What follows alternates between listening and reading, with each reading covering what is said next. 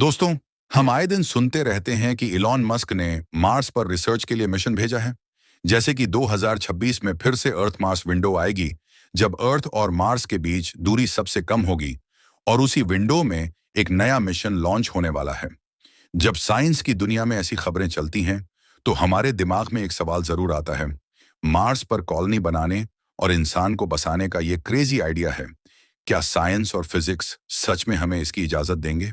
क्या modern science Mars पर जिंदा रहने में आने वाली कठिनाइयों का सॉल्यूशन निकालकर इंसान का वहां सरवाइव करना पॉसिबल बना सकती है? तो इसका जवाब है हाँ। सुनने में ये भले ही क्रेजी लगे, लेकिन साइंस का काम ही यही है।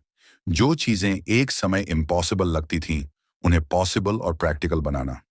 जैसे आज से सिर्फ 150 साल पहले ही, करीब 1903 तक, इंसान के हवा में उड़ने की बात करना लगभग इम्पॉसिबल लगता था। लेकिन जब हमें एरोडायनेमिक्स के नियम समझ आए, तो आज लगभग 230 टन वजन वाला भारी पैसेंजर एयरक्राफ्ट भी हमारे सिर के ऊपर से उड़ जाना कोई हैरानी की बात नहीं रह गई। इसी तरह अगर साइंस के रूल्स हमें मार्स के चैलेंजेस का सामना करने की इजाजत देते हैं, तो जो काम आज इम्पॉसिबल लगता है, वही कल एक रियल मिशन बन सकता है। इसी दिशा में नासा और एलन मस्क की स्पेस एक्स जैसी स्पेस एजेंसियां मार्स कॉलोनी के लिए रियलिस्टिक सिस्टम्स डेवलप करने पर लगातार काम कर रही हैं। पिछली वीडियो में हमने देखा था कि मार्स पर ऑक्सीजन, पानी और खाना कैसे पॉसिबल बनाया जा सकता है। लेकिन अब बात उन खतरों की है जो दिखते नहीं हैं, पर इंसान के शरीर के लिए सबसे ज्यादा डेंजरस हैं। क्योंकि मार्स पर सिर्फ सांस लेना और खाना ही काफी नहीं है। वहां का माहौल खुद इंसान के शरीर के खिलाफ है। मार्स का एटमॉस्फेयर बहुत कम प्रेशर वाला है।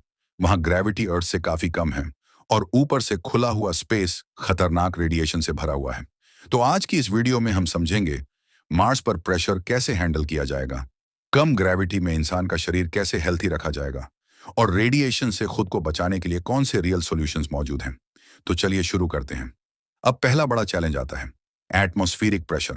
अर्थ पर हम जिस हवा में रहते हैं, उसका एटमॉस्फेरिक प्रेशर लगभग 101 किलो पास्कल होता है, जो हमारे शरीर के लिए परफेक्टली बैलेंस्ड है।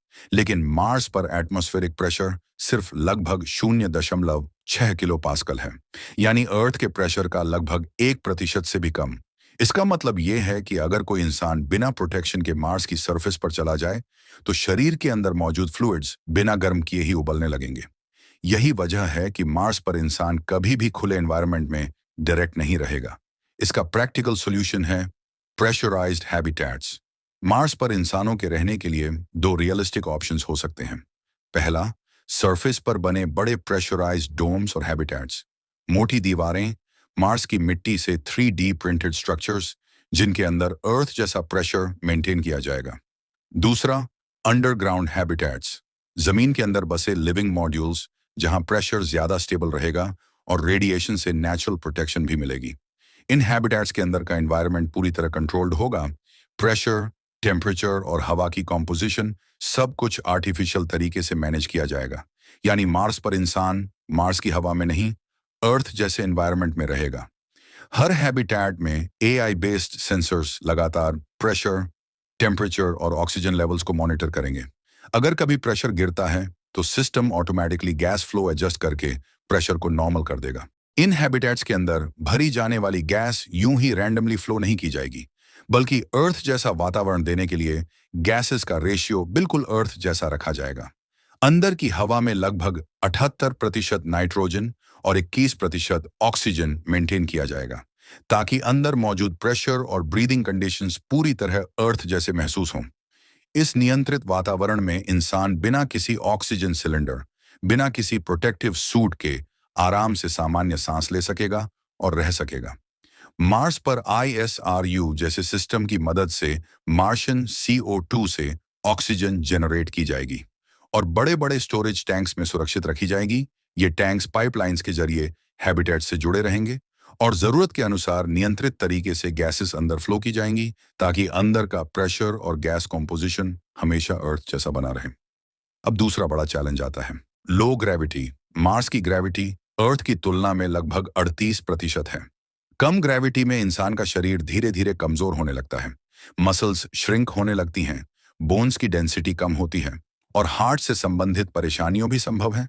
अगर इंसान लंबे समय तक ऐसे एनवायरनमेंट में रहे, तो शरीर अस्वस्थ होना संभव है। लेकिन इसके कुछ सॉल्यूशन हो सकते हैं। मार्स पर रहने वाले इंसानों को डेली एक्सरसाइज करनी होगी। हैबिटेट्स के अंदर स्पेशल जिम्स होंगे जहां रेजिस्टेंस मशीन्स और बॉडी लोडिंग सिस्टम्स होंगे ताकि मसल्स और बोन्स एक्टिव रहें। कुछ हैबिटेट्स में रोटेटिंग सेक्शंस भी हो सकते हैं जो आर्टिफिशियल ग्रेविटी क्रिएट करेंगे, यानी ग्रेविटी की प्रॉब्लम को पूरी तरह खत्म नहीं, लेकिन साइंटिफिकली मैनेज किया जाएगा। अब तीसरा और सबसे साइलेंट खतरा आता है, रेडिएशन। अर्थ पर हमें रेडिएशन से बचाने का काम मैग्नेटिक फील्ड और एटमॉस्फेयर करते हैं, लेकिन मार्स पर यह सुरक्षा लगभग ना के बराबर है। स्पेस से आने वाली कॉस्मिक रेडिएशन सीधे सरफेस तक पहुंचती है। लंबे समय तक इसका एक्सपोजर डीएनए डैमेज, कैंसर और नर्वस सिस्टम प्रॉब्लम्स पैदा कर सकता है। इसीलिए मार्स पर इंसान को रेडिएशन से बचकर रहना होगा। हैबिटेट्स की स्ट्रक्चर को इस तरह डिजाइन करना पड़ेगा कि अंदर रहने वाले लोगों तक रेडिएशन न पहुंचे। रेडिएशन से बचने के लिए हैबिटेट्स कई तरीकों से बनाए जा सकते हैं। पहला तरीका, हैबिटेट्स को जमीन के नीचे बनाया जाए। मार्स की मिट्टी नेचुरल रेडिएशन शील्ड की तरह काम करती है, इसलिए अंडरग्राउंड हैबिटेट में रेडिएशन का प्रभाव बहुत कम हो जाता है।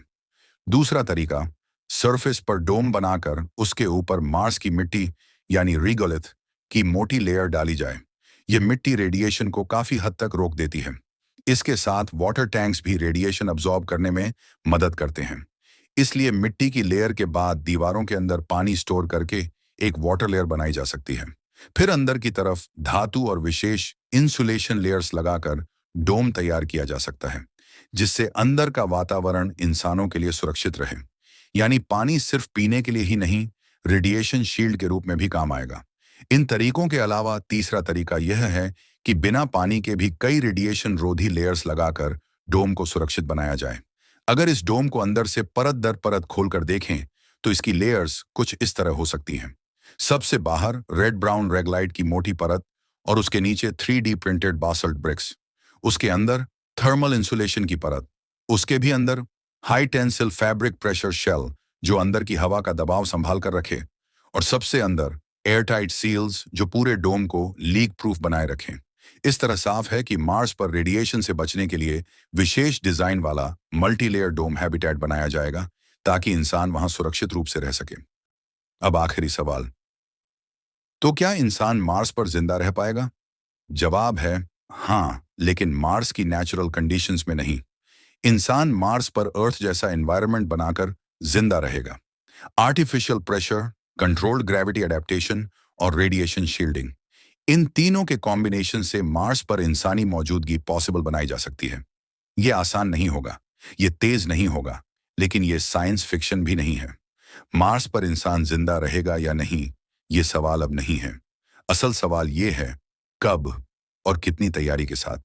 अगर आपको ये वीडियो इंटरेस्टिंग लगी हो तो इसे शेयर करें और ऐसे ही साइंस बेस्ड कंटेंट के लिए जुड़े रहें।